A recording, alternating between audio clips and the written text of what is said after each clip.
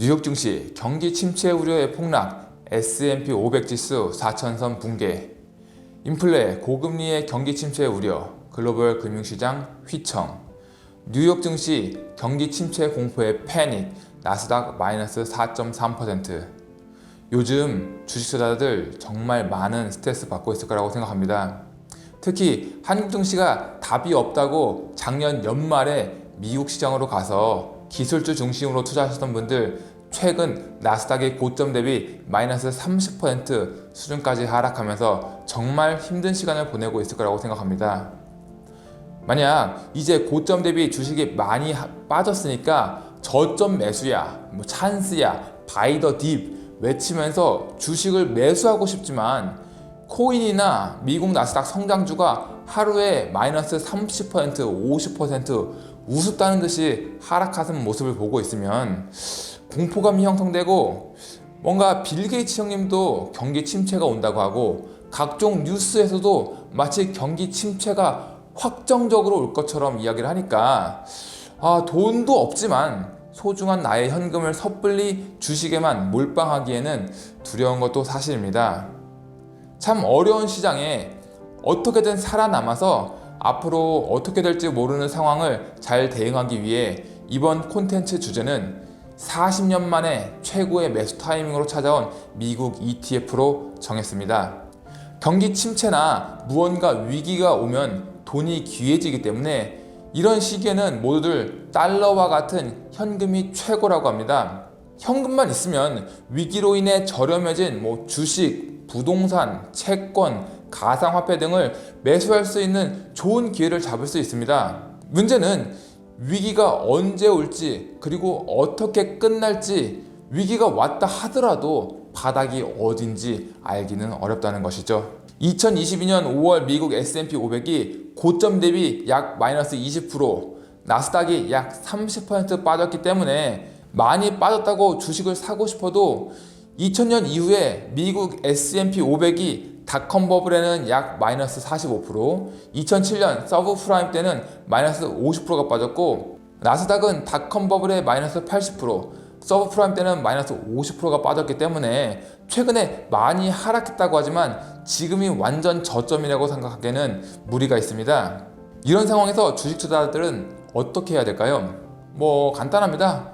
내가 산 주식이 스스로 판단하에 좋은 회사라면은 저점에서 수량을 더 늘려가면서 열심히 버티는 거죠.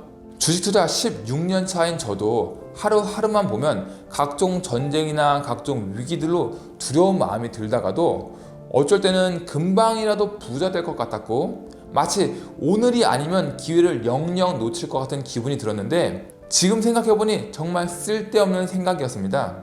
차라리 걱정할 시간에 공부를 더 하거나 건강을 챙기거나 사랑하는 가족들과 수다를 더 떨 걸 이라는 생각이 드네요. 아무튼 좋은 기업에 투자했으면, 혹은 S&P 500 같은 인덱스에 투자했으면 어떻게든 버티면 되지만, 정말 경기 침체가 오면 내 소중한 자산을 지켜줄 무언가가 필요합니다. 특히 요즘 같은 시기에 아주 좋은 자산이 있습니다. 바로 미국 정부에서 발행한 미국채이죠. 투자자들이라면 다들 바닥에서 좋은 주식 사고 싶은 욕심 있잖아요. 바로 좋은 자산임에도 불구하고 바닥에 근접하고 있는 것이 바로 미국채입니다. 주식이 많이 빠졌다고 하지만 채권은 정말 심각하게 폭락한 상황입니다. 미 연준의 가파른 금리 인상과 더불어 인플레이션 영향으로 미국 채권 시장은 1980년 이후 최대의 분기 손실을 기록하면서 40년 만에 최악의 실적을 보이고 있습니다. 1980년 이전에 채권의 총 수익률이 더 안 좋았던 시기는 1931년 정도뿐이죠. 이 정도로 미국채 시장은 심각한 상황입니다. 반대로 생각하면 미국채라는 좋은 자산을 싸게 매수할 수 있는 기회가 되기도 하죠. 미 연준이 금리를 50bp 올리는 빅스텝은 물론, 인플레이션이 너무도 높아지자 기준금리를 75bp 올려야 된다는 자이언트 스텝 가능성도 나오면서 22년 5월 미 국채의 2년물 금리는 약 2.8%, 미국채 10년물 금리는 약 3.1%의 수준을 기록하고 있습니다. 금리가 이렇게 급등하면 채권에 투자한 사람은 손실을 봅니다. 왜냐하면 채권과 금리는 반대로 움직이기 때문이죠. 간단하게 예를 들어보겠습니다. 만약 내가 1% 금리로 3년짜리 예금에 가입했는데 은행에서 최근에 금리가 많이 올라 3% 예금을 출시했다고 생각해보죠. 그럼 1% 금리를 받는 제가 가입한 예금에서 손해가 날까요? 아닙니다. 그냥 만기까지 기다리면 손해 없이 1%의 금리를 받을 수 있습니다. 하지만 기분은 안 좋죠. 나는 1%를 받는데 다른 사람은 3%를 받으면 뭔가 손해보는 느낌이 듭니다. 그래서 1% 예금을 가입한 지 얼마 안 됐으면 아마 대부분의 사람들은 1%의 상품을 해지하고 3%의 상품으로 넘어갈 겁니다. 마찬가지로 마이너스 금리, 제로 금리, 저금리 시절에 발행됐던 채권들도 있는데 지금은 2%에서 3% 주는 채권들이 발행된다면 이전에 저금리로 발행된 채권들은 고금리 채권 상품의 인기가 밀릴 수밖에 없습니다. 또한 지금 미국채 10년물 금리가 3% 수준인데 3개월이나 1년 후에 4% 금리를 주는 국채가 나온다면 3% 금리 주는 국채도 인기가 없어질 것입니다. 반대로 지금은 3% 주는데 1년 후에 어떠한 이유에서든지 3%는 줄 수 없다. 이제부터는 2% 혹은 그 이하의 금리만 지급하는 채권만 발행된다면 3%의 채권은 인기가 급등할 것입니다. 그래서 미국채 투자할 때 최적의 타이밍은 더 이상 연준이 금리를 올릴 수 없는, 이미 금리가 적정 수준보다 높아서 앞으로 금리가 내려가야 될 것 같다는 기대가 생기는 시점, 바로 그때가 미국채 매수하기에 가장 좋은 시점입니다. 하지만 언제 어떤 이유로 금리가 고점을 찍을 거라고 정확히 알 수 있는 방법은 없습니다. 주식도 언제가 정확하게 저점이라고 예측하는 것은 거의 불가능에 가깝죠. 다만 정확한 바닥은 어딘지 몰라도 대략 이 정도 수준이라면 충분히 매수해 볼 수 있는 구간은 알 수 있습니다. 1960년대 이후 미국채 10년물 금리 추이를 보면 1980년대 이후로 꾸준히 낮아지는 것을 볼 수 있습니다.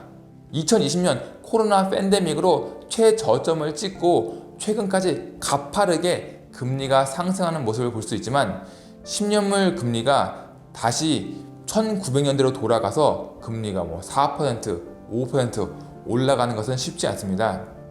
왜냐하면 선진국으로 진입하면 경제 성장률이 개발도상국이 아닌 이상 과거와 같은 높은 수준을 보이기는 어렵고, 경제 성장률보다 높은 금리는 시장을 경기 침체로 이끌 수 있습니다. 자본들이 투자보다는 고금리로 따박따박 이자를 받는 걸 더 선호할 테니 말이죠. 우리가 생각하는 대표적인 선진국들 한국, 미국, 유럽, 일본의 금리를 보면은 상대적으로 신흥국 대비 금리가 낮다는 걸 간단하게 알 수 있습니다. 따라서 미 국채 10년물 금리가 3% 이상일 때는 미 국채 금리가 정점을 찍을 때까지 얼마 남지 않았다라고 생각할 수 있습니다. 물론 금리가 4% 넘을 가능성이 없는 건 아닙니다. 어떤 투자자가 코로나 팬데믹으로 유가가 마이너스를 찍을 거라고 예상이나 할 수 있었을까요?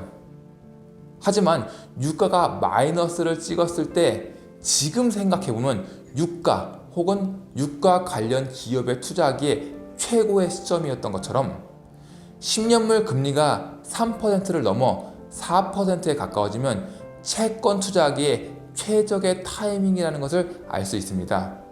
바로 40년 만에 찾아온 최적의 타이밍이라는 것이죠.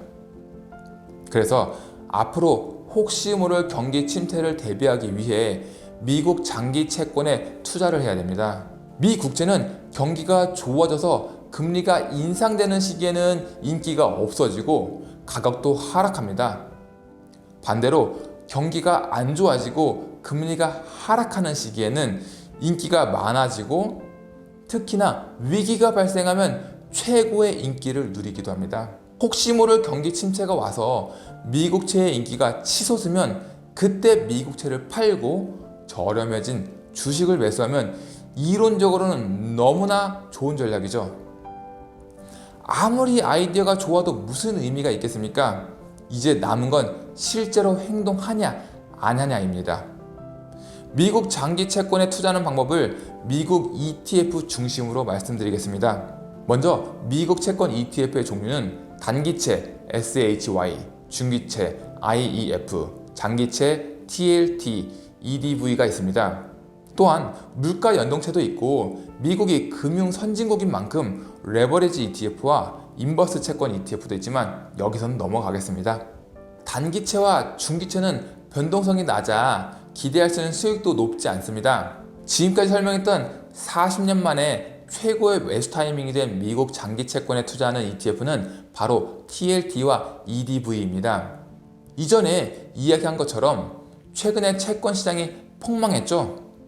차트를 보면 TLT와 EDV 가격 역시 폭락한 것을 볼 수 있습니다. 매수 전략은 간단합니다. 채권 전문가들의 이야기를 들어보면 대략 3.5% 전후가 최적의 타이밍이 아닐까라는 의견들이 많습니다. 저도 3.5%에 딱 매수하면 너무 행복할 것 같은데 3.5%보다 금리가 못 오를 수도 있고 혹은 훌쩍 넘을 수도 있습니다. 그래서 저는 예측보다는 대응이 합리적이다라고 생각을 해서 미국채 10년물 금리를 3.1, 3.2, 3.3, 3.4, 3.5 이렇게 구간을 정해서 올해 하반기까지 꾸준히 모아갈 생각입니다. TLT는 5월 16일 현재 기준으로 약 1.9%의 월 배당을 지급하고 있고 EDV는 만기가 더 긴 장기 채권을 갖고 있어서 TLT 대비 변동성은 좀 더 높지만 배당 수익률이 약 2.6%의 분기 배당을 하고 있습니다. 저는 1, 2년 정도 생각하고 투자할 거라서 운영 보수가 좀 더 저렴하고 배당 수익률이 높은 EDV를 꾸준히 모아갈 생각입니다. 언제가 될지 모르겠지만 혹시라도 경기 침체 혹은 위기가 찾아온다면 경제 성장률 둔화 우려감이 커지면서 미국채 금리는 하락할 것입니다. 그때 지금 분할로 매수했던 장기 채권들의 가격은 상승하겠죠. 그렇게 상승한 채권들을 팔아 다시 저렴해진 주식을 매수할 생각입니다. 앞으로 종종 개인적인 투자 아이디어를 공유하겠습니다. 여러분도 어려운 시장에서 잘 버티시고 힘내시길 바라며 이상으로 주식하는 형이었습니다.